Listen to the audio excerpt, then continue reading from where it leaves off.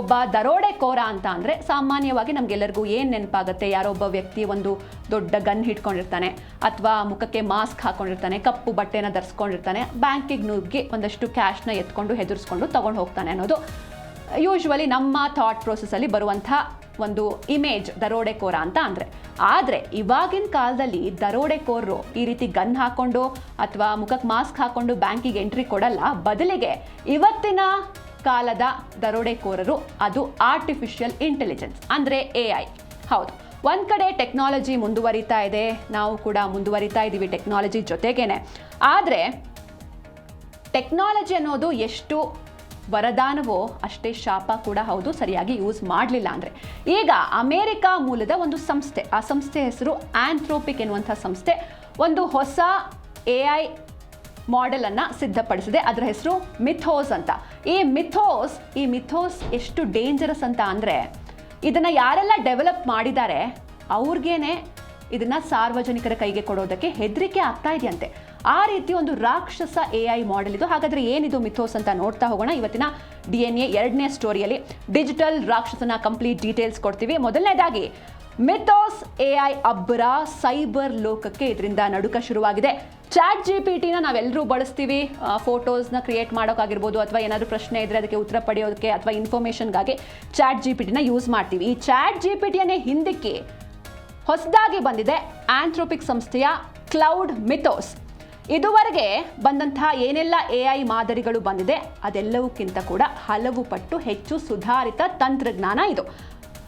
ಇನ್ನೊಂದು ಡೇಂಜರಸ್ ವಿಷಯ, ಇಂಪಾರ್ಟೆಂಟ್ ವಿಷಯ ಅಂತ ಅಂದರೆ, ಮನುಷ್ಯನ ಸಹಾಯವಿಲ್ಲದೆಯೇ ಸ್ವತಂತ್ರವಾಗಿ ಹ್ಯಾಕಿಂಗ್ ಮಾಡುವಂತಹ ಸಾಮರ್ಥ್ಯ ಇದಕ್ಕಿದೆಯಂತೆ. ಅಂದರೆ ನಾವು AI ಟೂಲ್ಸ್ನ ನೋಡಿದ್ವಿ, ಮನುಷ್ಯನ ಸಪೋರ್ಟ್ ಇರಬೇಕು, ಮನುಷ್ಯ ಕಂಟ್ರೋಲ್ ಮಾಡ್ತಿರ್ತಾನೆ. ಬಟ್ ಇದರಲ್ಲಿ ಮನುಷ್ಯನ ಸಹಾಯ ಇರಲ್ಲ, ಸ್ವತಂತ್ರವಾಗಿ ಹ್ಯಾಕ್ ಮಾಡುತ್ತೆ ಇದು ಬೇರೆಯವ್ರನ್ನ ಪರ್ಸನಲ್ ಡೇಟಾವನ್ನು. ಹಾಗೆ ಈ AI ಎಷ್ಟು ಅಪಾಯಕಾರಿ ಅಂತ ಅಂದರೆ, ಇದನ್ನು ಬಿಡುಗಡೆ ಮಾಡೋದಕ್ಕೆ ಕಂಪನಿಯೇ ಹಿಂದೇಟು ಹಾಕ್ತಾ ಇದೆ. ಹ್ಯಾಕಿಂಗ್ ಜಗತ್ತಿನಲ್ಲಿ ಹೊಸ ಸಂಚಲನವನ್ನು ಸೃಷ್ಟಿಸ್ತಾ ಇದೆ ಈ ಏಜೆಂಟಿಕ್ AI. ಹಾಗಾದರೆ ನಾನು ಆಗಲೇ ಒಂದು ವಿಷಯವನ್ನು ಉಲ್ಲೇಖಿಸಿದೆ, ಈ AIಗೆ ಮನುಷ್ಯನ ಸಹಾಯವೇ ಬೇಕಿಲ್ಲ ಅಂತ. ಅಂದರೆ ಈ ಟೆಕ್ನಾಲಜಿ ಮುಂದುವರಿತಾ ಇದೆ, ಓಕೆ, ಬಟ್ ಎಷ್ಟೇ ಟೆಕ್ನಾಲಜಿ ಮುಂದುವರೆದ್ರೂ ಕೂಡ ಮನುಷ್ಯನು ಕೂಡ ಅದ್ರ ಜೊತೆ ಮುಂದುವರಿತಾ ಇದ್ದಾನೆ. ಆ ಟೆಕ್ನಾಲಜಿಯನ್ನು ಆಪ್ರೇಟ್ ಮಾಡೋದಕ್ಕೆ, ಯಾವುದಾದ್ರು ಒಂದು ಸಾಫ್ಟ್ವೇರ್ನ ಆಪ್ರೇಟ್ ಮಾಡೋದಕ್ಕೆ ಮನುಷ್ಯನ ಸಹಾಯ ಬೇಕೇ ಬೇಕು. ಈಗ ChatGPT ಅಂದರೆ ನಾವು ಆಪ್ರೇಟ್ ಮಾಡಬೇಕು, ನಾವು ಕೇಳಬೇಕು, ಆವಾಗ ಮಾತ್ರ ಅದು ಆನ್ಸರ್ ಕೊಡುತ್ತೆ. ಆದರೆ ಇಲ್ಲ, ಆ ರೀತಿ ಆಗಲ್ಲ. ಹೊಸದಾಗಿ ಬಂದಿರುವಂಥ ಈ ಮಿಥೋಸ್ ಎನ್ನುವಂಥ ಒಂದು AI ಮಾಡೆಲ್ ಏನಿದೆ ಅದಕ್ಕೆ ಮನುಷ್ಯನ ಸಹಾಯವೇ ಬೇಕಾಗಿಲ್ಲ. ಈ AIಗೆ ಮನುಷ್ಯನ ಸಹಾಯ ಬೇಕಾಗಿಲ್ಲ. ಹಾಗೆ ಈ ಹಿಂದೆ ಒಂದು ಅತ್ಯಂತ ಸುರಕ್ಷಿತ ಅಂತ ಅನಿಸ್ಕೊಂಡಿದ್ದಂತಹ OpenBSD, ಇದರಲ್ಲಿ ಒಂದು ಬಗ್ ಇರುತ್ತೆ. ಈ ಬಗ್ನ ಯಾರಿಗೂ ಕೂಡ ಫೈಂಡ್ ಔಟ್ ಮಾಡೋದಕ್ಕೆ ಆಗಿರೋದಿಲ್ಲ. ಆದರೆ ಈ ಬಗ್ನ ಫೈಂಡ್ ಔಟ್ ಮಾಡುತ್ತೆ ಈ ಒಂದು ಮಿಥೋಸ್ ಎನ್ನುವಂಥ AI ಮಾಡೆಲ್. ಹೌದು, 27 ವರ್ಷದ ಹಳೆಯ ಬಗ್ ಪತ್ತೆ ಮಾಡಿದೆ. ಅಂದರೆ ನೀವು ಯೋಚನೆ ಮಾಡಬಹುದು, ಅತ್ಯಂತ ಸೇಫೆಸ್ಟ್ ಅಂತ ಅನ್ಸ್ಕೊಂಡಿದ್ದಂಥ OpenBSDಯಲ್ಲಿ ಒಂದು ಬಗ್ ಇರುತ್ತೆ. 27 ವರ್ಷಗಳಿಂದ ಎಲ್ಲರೂ ಕೂಡ ಕುತ್ಕೊಂಡು ರಿಸರ್ಚ್ ಮಾಡ್ತಾರೆ, ಏನಿರ್ಬೋದು ಅದನ್ನ ಸೇಫೆಸ್ಟಲ್ಲಿ ಒಂದು ಬಗ್ ಬೇರೆ ಇದೆಯಲ್ಲ ಅಂತ. ಬಟ್ ಅದನ್ನು ಫೈಂಡ್ ಔಟ್ ಯಾವ್ದು ಮಾಡುತ್ತೆ ಈ ಮಿಥೋಸ್. 16 ವರ್ಷಗಳಿಂದ ಯಾರಿಗೂ ಸಿಗದ ಸಾಫ್ಟ್ವೇರ್ ದೋಷವನ್ನು ಪತ್ತೆ ಹಚ್ಚಿದೆ ಮಿಥೋಸ್. ಇದು 27 ವರ್ಷದ ಹಳೆಯ ಬಗ್. ಹಾಗೆ ಕೇವಲ $50 ವೆಚ್ಚದಲ್ಲಿ ಬೃಹತ್ ನೆಟ್ವರ್ಕ್ಗಳನ್ನು ಭೇದಿಸುವಂತಹ ಸಾಮರ್ಥ್ಯ ಈ ಒಂದು ಮಿಥೋಸ್ AI ಮಾಡೆಲ್ಗಿದೆ.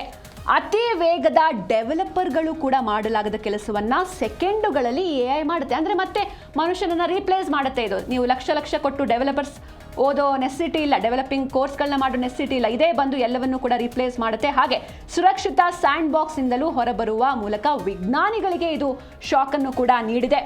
ಹಾಗೆ ಮತ್ತೊಂದು ಇಂಪಾರ್ಟೆಂಟ್, ಓಕೆ, ಇದು ಎಲ್ಲೋ ನಡೀತಿರುವಂಥ ವಿಷಯ, ಅಮೇರಿಕಾದಲ್ಲಿ ಆಗಿರುವಂಥ ಡೆವಲಪ್ಮೆಂಟ್. ಇದಕ್ಕೆ ನಾವು ಭಾರತೀಯರು ಯಾಕೆ ಭಯ ಪಡಬೇಕು? ಇದು ಭಾರತದ ಮೇಲೆ ಎಫೆಕ್ಟ್ ಆಗುತ್ತೆ. ಭಾರತೀಯ UPI ವ್ಯವಸ್ಥೆ ಅಥವಾ ಈ ಆಧಾರ್ ವ್ಯವಸ್ಥೆ ಏನಿದೆ, ಅಕಸ್ಮಾತ್ ಅದ್ರ ಮೇಲೇನಾದರೂ ಈ AI ಮಾಡೆಲ್ ಕಣ್ಣು ಹಾಕಿದ್ರೆ ಕಂಪ್ಲೀಟಾಗಿ ಇಲ್ಲಿರುವಂಥ ಜನರು ಬೀದಿಗೆ ಬಂದು ನಿಲ್ಲುವಂಥ ಸಿಚುವೇಶನ್ ಬರುತ್ತೆ. ಆರ್ಥಿಕವಾಗಿ ಕಂಪ್ಲೀಟಾಗಿ ನಮ್ಮ ಭಾರತ ಕುಗ್ಗಿ ಹೋಗುತ್ತೆ. ಆಲ್ರೆಡಿ ನಾವು ಭಾರತದಲ್ಲಿ ಸೈಬರ್ ಕಳ್ಳರ ಹಾವಳಿ ಜಾಸ್ತಿ ಆಗ್ತಾ ಇದೆ. ಜನರು ಅಂದರೆ ಭಾರತೀಯರು ಹೆಂಗೆ ಅಂದರೆ ಈಸಿಯಾಗಿ ನಾವು ನಂಬಿಡ್ತೀವಿ ಇನ್ನೊಬ್ರನ್ನ. ಯಾರೋ ಫೋನ್ ಮಾಡಿ ಒಂದು OTP ಹೇಳಿ ಅಂದರೆ ಹೇಳ್ತೀವಿ, ಅಥವಾ ಒಂದು ಪಾಸ್ವರ್ಡ್ ಹೇಳು, ನಾನು ನಿನ್ನ ಫ್ರೆಂಡ್ ಅಲ್ವಾ ಅಂತ ಹೇಳಿದ್ರೆ ಪಾಸ್ವರ್ಡ್ ಕೊಟ್ಬಿಡ್ತೀವಿ.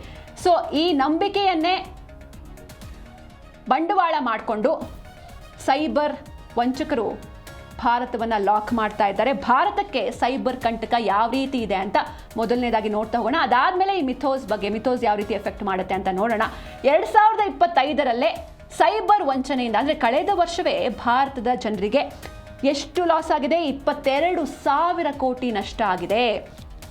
ಹಾಗೆ ಡಿಜಿಟಲ್ ಅರೆಸ್ಟ್ ಅಂದರೆ ಕಾಲ್ ಮಾಡಿ OTP ಹೇಳಿ ಅಂತ ಹೇಳಿ ಬ್ಯಾಂಕ್ ಬ್ಯಾಲೆನ್ಸ್ ಝೀರೋ ಮಾಡ್ತಾರೆ. ಹಾಗೆ ನಕಲಿ ಹೂಡಿಕೆ ಯೋಜನೆಗಳ ಹೆಸರಲ್ಲಿ ಜನರಿಗೆ ವಂಚನೆಯನ್ನು ಕೂಡ ಮಾಡ್ತಾರೆ. ಅಂದರೆ ಇಲ್ಲಿ ಹಾಕಿ ದುಡ್ಡನ್ನ ಡಬಲ್ ಆಗುತ್ತೆ ಅದು ಇದು ಅಂತ ಸುಳ್ಕತೆ ಕಟ್ಕೊಂಡು ವಂಚನೆ ಮಾಡ್ತಾರೆ.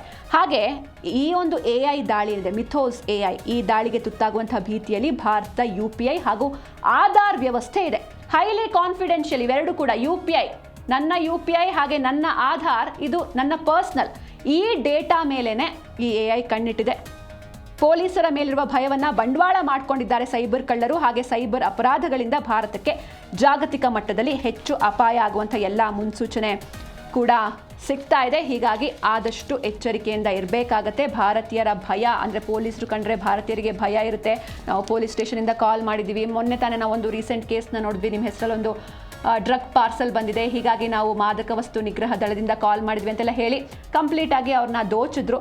ಸೊ ಹೀಗಾಗಿ ಭಾರತೀಯರ ಒಂದು ನಂಬಿಕೆ ಅಥವಾ ಅವರ ಭಯವನ್ನೇ ಬಂಡವಾಳ ಮಾಡ್ಕೊಳ್ಳೋದಕ್ಕೆ ಬೇರೆ ರಾಷ್ಟ್ರಗಳು ಹೋಗ್ತಾ ಇದೆ. ಹಾಗೆ ಈ ಮಿಥೋಸ್ ತಡೆಯೋದಕ್ಕೆ ಹೈ ಅಲರ್ಟ್ ಘೋಷಣೆ ಮಾಡಲಾಗಿದೆ. ಅಂದರೆ ಕೇವಲ ಭಾರತದಲ್ಲಿ ಮಾತ್ರ ಅಲ್ಲ, ಇದನ್ನು ಕಂಡುಹಿಡಿದವ್ರು ಯಾರು?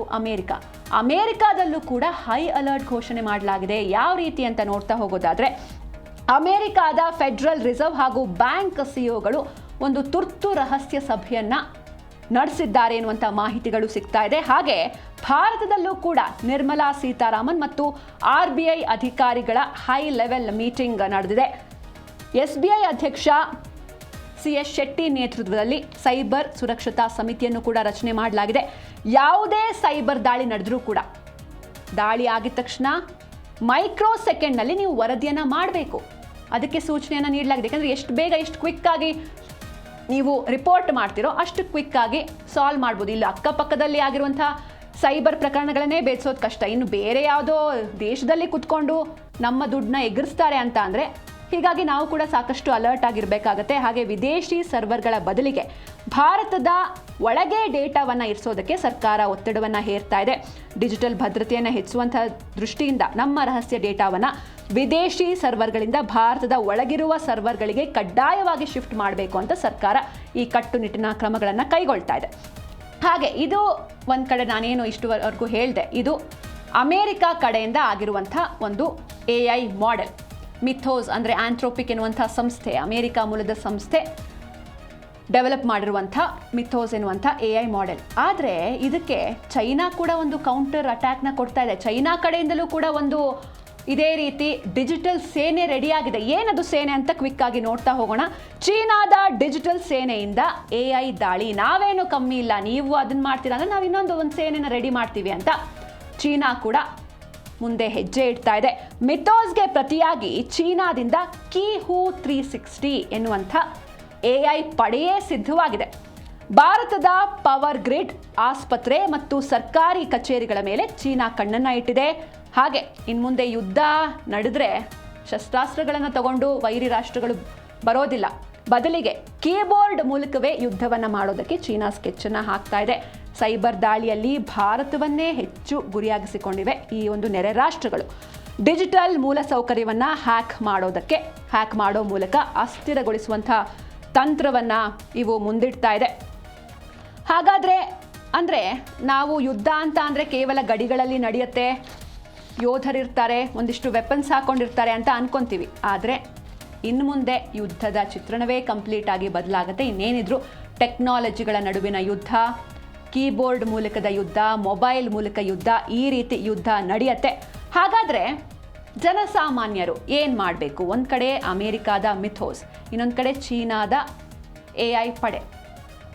ಹಾಗಾದರೆ ಭಾರತೀಯರು ಯಾವ ರೀತಿ ಇರಬೇಕು? ನಮ್ಮ ಖಾತೆಯನ್ನು ನಾವು ಸೇವ್ ಮಾಡ್ಕೊಳ್ಳೋದು ಹೇಗೆ? ಆಲ್ರೆಡಿ ಸೈಬರ್ ವಂಚನೆಗೆ ಭಾರತೀಯರು ಒಳಗಾಗ್ತಾನೆ ಇದ್ದಾರೆ, ಡಿಜಿಟಲ್ ಅರೆಸ್ಟ್ ನಡೀತಾನೆ ಇದೆ. ಇದರಿಂದ ಪಾರಾಗೋದು ಹೇಗೆ? ನಿಮ್ಮ ಬ್ಯಾಂಕ್ ಅಕೌಂಟ್ ಎಷ್ಟು ಸೇಫ್ ಇದೆ? ಇದ್ರ ಬಗ್ಗೆಯೂ ಕೂಡ ನಾವು ನೋಡ್ತಾ ಹೋಗೋಣ. ಭಾರತದ ಬ್ಯಾಂಕ್ಗಳಲ್ಲಿ 9% ಮಾತ್ರ ಸಂವೇದನಾಶೀಲ ಮಾಹಿತಿ ಎನ್ಕ್ರಿಪ್ಟ್ ಆಗಿರುತ್ತೆ. 9% ಮಾತ್ರ, ಅಂದರೆ ಎನ್ಕ್ರಿಪ್ಟೆಡ್ ಡೇಟಾ ಸೇಫ್ ಆಗಿರುತ್ತೆ. 9% ಮಾತ್ರ. ಹಳೆಯ ಸಾಫ್ಟ್ವೇರ್ ಹಾಗೂ ಸರ್ವರ್ಗಳನ್ನು ಹೊಂದಿರುವಂತಹ ಸಹಕಾರಿ ಬ್ಯಾಂಕ್ಗಳೇ ಈಸಿ ಟಾರ್ಗೆಟ್, ಯಾಕಂದರೆ ಅಲ್ಲಿ ಎನ್ಕ್ರಿಪ್ಷನ್ ಇರೋದಿಲ್ಲ. ಇನ್ನು ಮುಂದೆ ಬಂದೂಕು ಹಿಡಿದ ದರೋಡೆಕೋರರ ಬದಲಿಗೆ ನಾನು ಆಗಲೇ ಹೇಳಿದಾಗೆ AI ಅಟ್ಯಾಕ್ ಫಿಕ್ಸ್ ಆಗುತ್ತೆ. ನಿಮ್ಮ ಆನ್ಲೈನ್ ಗುರುತು ಮತ್ತು ಡೇಟಾವನ್ನು ಖಾಸಗಿ ಆಗಿ ಇಡೋದು ಅನಿವಾರ್ಯ ಆಗುತ್ತೆ. AI ಅಸ್ತ್ರದ ಮುಂದೆ ಸೈಬರ್ ಹೈಜೀನ್ ಒಂದೇ ಜನಸಾಮಾನ್ಯರಿಗೆ ಇರುವಂತಹ ರಕ್ಷಣೆ. ಅಂದರೆ ಸೈಬರ್ ಹೈಜೀನ್ ಅಂದರೆ ಯಾವುದೇ ಕಾರಣಕ್ಕೂ ನೀವು ನಿಮ್ಮ ಡೇಟಾವನ್ನು ಯಾರಿಗೂ ಹೇಳಬಾರ್ದು. ಸ್ಟ್ರಾಂಗ್ ಪಾಸ್ವರ್ಡ್ ಇಡಬೇಕು. ಸುಮ್ಮನೆ ನಿಮ್ಮ ಹೆಸರುಗಳನ್ನ ಇಟ್ಕೊಳೋದು ಅಥವಾ ನಿಮ್ಮ ನಂಬರ್ಗಳನ್ನ ಇಟ್ಕೊಳೋದು ಈ ರೀತಿ ಇಟ್ಕೊಳ್ಳೋ ಹಾಗಿಲ್ಲ. ಒಂದು ಸ್ಟ್ರಾಂಗ್ ಪಾಸ್ವರ್ಡ್ ಇಟ್ಕೊಳ್ಳಿ, ಎನ್ಕ್ರಿಪ್ಟ್ ಮಾಡಿ ಇಟ್ಕೊಳ್ಳಿ. ಯಾವುದೇ ಅನ್ನೋನ್ ಕಾಲ್ಸ್ ಬಂದರೆ ನಿಮ್ಮ ಪರ್ಸನಲ್ ಡೇಟಾವನ್ನು ಹೇಳಬೇಡಿ.